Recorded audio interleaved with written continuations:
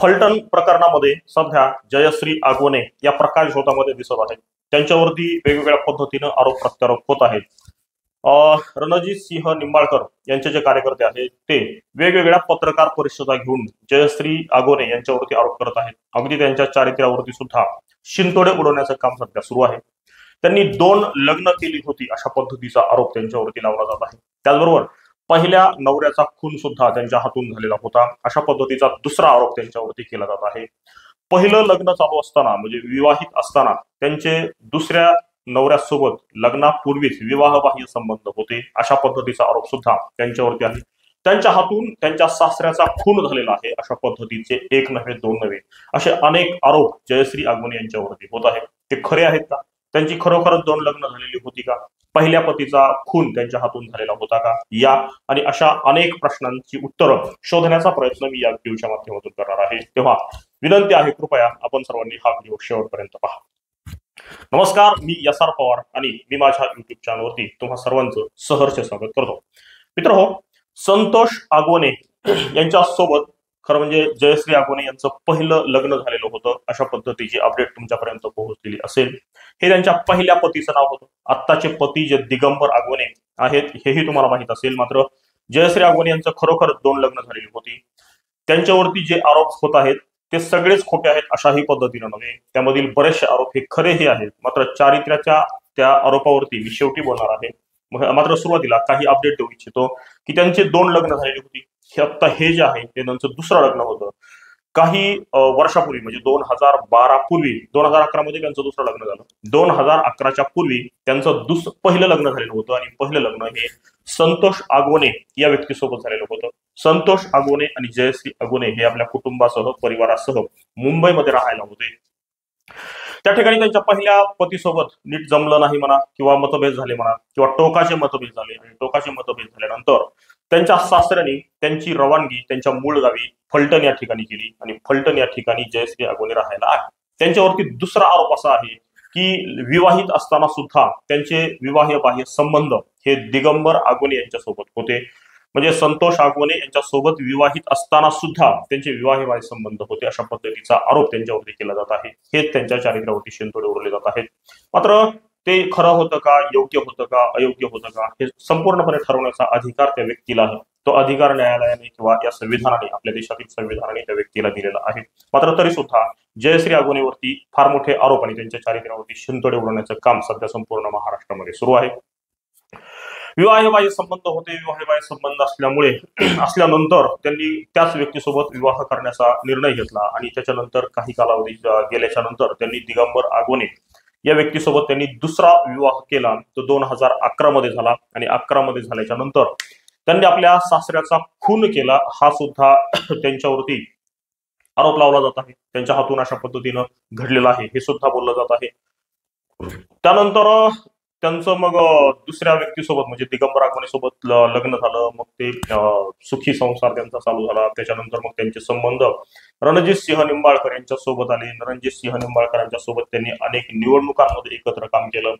त्या स्वतः काही निवडणुकीला उभ्या होत्या. रणजित सिंह निंबाळकर यांच्या पत्नी जेव्हा जिल्हा परिषदेला उभ्या होत्या तेव्हा त्यांच्या प्रचारामध्ये सुद्धा आपण होतो अशा पद्धतीची माहिती सुद्धा त्यांनी दिलेली आहे. त्यांच्यावरती 1 नव्हे 2 नव्हे अशा पद्धतीचे अनेक आरोप होत आहेत. त्यांनी एकत्रपणे काम केलं. मात्र 2021-22च्या कालावधीमध्ये रणजित सिंह निंबाळकर आणि जयश्री आगवणे यांचे पती दिगंबर आगवणे यांचं बिनसलं. यांचं बिनसल्याच्या नंतर त्यांचे जे वाद होते ते टोकाला गेले आणि टोकाला गेल्याच्या नंतर त्यांच्यावरती आरोप असे आहेत की दिगंबर आगवणे हे विरोधात गेले, विरोधकांच्या सोबत राहून त्यांनी आमच्या विरोधात काम केलं अशा पद्धतीचे अनेक आरोप आहेत. आणि अशा पद्धतीनं आरोप झाल्याच्या नंतर मग हे प्रकरण कुठेतरी मिटावं यासाठी जयश्री आगवणे यांनी रणजित सिंह निंबाळकर यांना स्वतः कॉल केलेला आहे. कॉल केला होता आणि त्याचं कॉल रेकॉर्डिंग सध्या चर्चेत आहे. ते सुद्धा व्हायरल आहे. आणि कशा पद्धतीनं जयश्री आगवणे हे खरं म्हणजे न्यायासाठी पदर पसरताना दिसत आहेत, विनवणी करतायत, हात जोडतायत, त्या पूर्णपणे हतबल झालेल्या आहेत.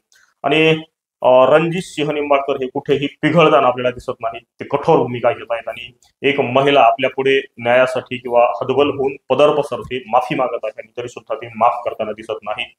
खरं म्हणजे रणजित सिंह निंबाळकर यांची 2022 मधली ही भूमिका संशयास्पद आहे किंवा चुकीची आहे असं आपण निश्चितपणे म्हणू शकतो. आणि जेव्हा एक महिला तुमच्याकडे अशा पद्धतीनं न्याय मागण्यासाठी किंवा माफी मागत असेल तर तिला माफ करणं हे तुमचं कर्तव्य होतं. त्या ठिकाणी तुम्ही चुकलेला आहात का, तर निश्चितपणे त्या ठिकाणी तुमची चूक झालेली आहे. आपण एक वेळ असं म्हणूया की दिगंबर आगवणे हे फार चुकीचे होते किंवा ते फार विरोधात गेले होते, त्यांच्याकडून फार त्रास रणजितसिंह निंबाळकर यांना झालेला होता. तर त्याची शिक्षा ही दिगंबर आगवणे यांनाच मिळायला हवी होती. अगदी फाशीची शिक्षा जरी असली तरी ती दिगंबर आगवणे म्हणजे जयश्री आगवणेंच्या पतींना मिळायला हवी होती. मात्र जयश्री आगवणे आणि त्यांच्या मुलांना अशा पद्धतीची ही शिक्षा मिळायला नको होती. हीच भूमिका किंवा हीच भावना संपूर्ण महाराष्ट्रामध्ये आहे. आणि जेव्हा तुम्ही कुठल्या तरी असत्य बाजूला धरून कोणावर तरी अन्याय करण्याचा प्रयत्न करता तेव्हा कधी ना कधीतरी तुमचा पराजय होतो. आणि आपल्या देशाचं ब्रीद वाक्य असं आहे की सत्यमेव जयते, नेहमी विजय हा सत्याचा होतो. अगदी त्याच पद्धतीने जयश्री आगवणे या सत्याच्या बाजूने आहेत. त्यांच्या पतीचं कदाचित चुकलंही असेल. त्या कशा पद्धतीनं त्या रेकॉर्डिंग मध्ये बोलत आहेत ती रेकॉर्डिंग मी या व्हिडिओला जोडणार आहे. अगदी 5 मिनिटाची थोडी जोडणार आहे, त्यातला महत्वाचा मी जोडणार आहे. तीही आपण ऐकावी अशा पद्धतीची विनंती करतो आणि तुर्तास या ठिकाणी थांबतो. धन्यवाद. हॅलो, हा दादा, मी जयश्री बोलते. म्हटलं थांबवा, हे कुठंतरी खूप मुलांचा घरून फोन येतोय सारखा. मुलगी खूप आजारी आहे, मोठी नाना आजारी आहेत. नाना तर असे आलेत की त्यांचं गॅरंटी कमी आहे. मला सांगा, थांबवायचं कोणी कोणाला थांबवायचं आहे का? परवा दिवशी मी तुम्हाला बोललो, माझ्या जेवढ्या तक्रारी तुम्ही दाखल केलं, हा, किती तक्रारी दाखल केल्या तर लिमिट आहे काय? किती आता मी काय बघितलं नाही दादा. थांबवा आपण, तुमच्या हात. आता तुम्ही कुठेतरी मिटू आपण, येऊ देत. मी काय म्हणते, मी शब्द देते तुम्हाला, त्यांना बाहेर येऊ द्यात, मी स्वतः समोर घेऊन येते त्यांना. पण हे थांबवा. खरंच मुलगी खूप आजारी आहे. त्या दिवशी पप्पांना त्यांना भेटाय गेल्यापासून तिला फिट. मला सांगा, सुरुवात कोणी केली? दादा तुम्ही मोठे आहे, तुम्ही आपण आज एकत्र राहिलो, एकत्र 10-12 वर्ष झालं आज आपण एकत्र काढलेत. ऐका बरोबर बसून मला अटक करा म्हणून मी बसले नाही तसं काय. आणि ऐका की त्याच्यानंतर माझ्या जवळपास 33 कंप्लेंट दाखल केल्या. नाही केलं, एवढे नाही केल्या. माझ्या ऐका की नाही, आता मला सांगा मी काय करू? नाही, मी तुम्हाला हात जोडून सांगते, थांबा. हो का नाना, तुम्ही घरी माणूस पाठवा. नाना एवढे आजारी आहेत ना, 4 दिवस सुद्धा त्यांची गॅरंटी नाही. मोठी मुलगी एवढी तब्येतीनं खराब आहे, तिनं पप्पांना पाहिल्यापासून सारखी फिट येऊन पडते. आम्ही घरी जाऊ शकत नाही. आमच्यावर माझ्या काय आता एवढा विषय आहे की आता तुम्हाला हे सगळं आता रामराजेने करायला लावलं. नाही दादा, त्यांचं कुणाचं नाव काही सुद्धा संबंध नाही. कोणी काय केलं नाही, हे त्यांनी त्यांच्या ह्याने केलेलं आहे. नाही, आता मला माहिती नाही का, 4 बैठका झाल्या धोरणे असं सांगितलं रामराजे. काही संबंध नाही, ते आपले विरोधक आणि ते कशाला मदत करतात. मग मी आता त्यांच्याकडेच गेली. हा, मदत केली ना, माझ्या विरुद्ध गुन्हे दाखल करायला लावायला मदत केलीच की रामराजेने. नाही केली असं कुठं सांगणार आहे? काही संबंध नाही आपला आणि त्यांचा. मी काय म्हणते, तुमचं ना आमचं नातं होतं बरोबर. आज आपण एकत्र 10-12 वर्ष झालं आपण एक बघितलेलं आहे, मी पण बघितलेलं आहे. राजकारण एवढं वाईट असतं तर मी कधीच हे केलं असतं. पण ऐका, आता मी काय म्हणते, तुम्हाला मुलींकडे बघून तर फक्त ते खूप घरी तुम्ही कुणालाही पाठवा आणि घरच्या कंडिशन बघा. आणि नाना एवढे आजारी, त्यांनी खालीपणा घेतलाय. आजारीच होते अगोदरच, 6 महिने झाले त्यांना दवाखाना चालू आहे.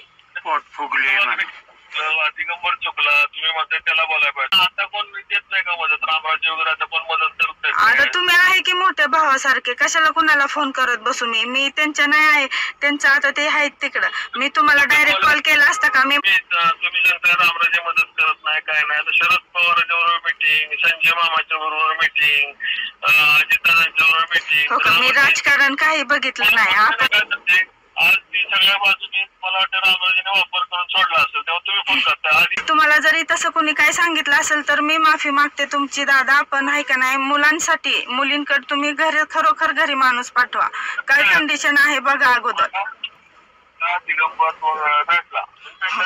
मग मी काय म्हणते, आता हे सगळं थांबवा. हे काही त्यांना बाहेर येऊ द्या, मी त्यांना समोर घेऊन येते. काय असेल ते आपण बसून मिटवू सगळं.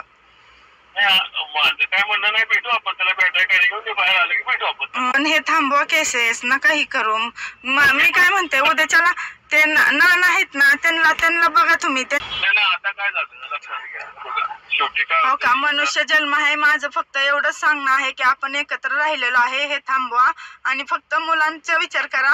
मुलं 10-12 दिवस झाले शाळा चालू झाली, शाळेत पण नाहीत आणि त्या दिवशी त्यांना फलटणवरून ऑफिसला तपासासाठी आणलं होतं. त्यावेळेस मुलं भेटायला गेली होती. ती मोठी मुलगी चक्कर येऊन तिथंच पडली आणि तिला 2 दिवसाला फिट येते. तुम्ही घरी कुणालाही पाठवा आणि विचारा फक्त काय घरची कंडिशन आहे. मग मला सांगा ना, तुम्ही आता लोकांना कसं की बाबा आमच्याकडनं चुकलं. मग मी तुम्हाला म्हणते की मी त्यांना माफी मागाय, मी पुढाकार घेते, मी स्वतः त्यांना घेऊन येते तुमच्याकडे. काय असेल ती तुमची माफी मागायला होते. फक्त हे सगळं थांबवा. ना ती माफी नुसती मागू नका. आमचं काय म्हणणं आहे, डबडबाला सांगा बाबा, आमचं असं म्हणणं आहे की वकिला तक्रार करा ना, ते करते तुम्हाला. हा, त्याला मरीजावरचा एक व्हिडिओ तयार करा. प्रत्येक 10 लाख रुपये प्रत्येक 50 लाख नरसोबत पोहोचेल ना. सगळं कोणाच्या सांगण्यानं केलं, काय केलं, कलर व्हिडिओ तयार करा. मी तुम्हाला शब्द देते, त्यांना बाहेर येऊ द्या. आता जे तिकडं काही जाऊ शकत नाही, त्यांना बाहेर येऊ द्या. मी तिथं तुमच्या समोर सगळं करायला लावते. हे तुम्ही नका जाऊ, तुमचा माणूस पाठवा कोणतरी. कोण नाही, पोलीस नाही कोणी करत, कोण नाही, पोलिस नाही तर कोण नाही. व्हिडिओ तयार करून दे तर बोलून दे, नाही साधं ते काय व्हिडिओ तयार करून देणार आहेत दादा. आणि कोण आहे माणूस पाठवायला? ठेव राहिलाय का माणूस? सांगा बरं तुम्ही. कोण आहे घरी? आई आणि मुली आहेत फक्त. जे होते ते पण गेली, मुलं गेली, ती 3 मुलं होती ती पण आपापल्या मार्गाने निघून गेली. कोण नाही घरी आता.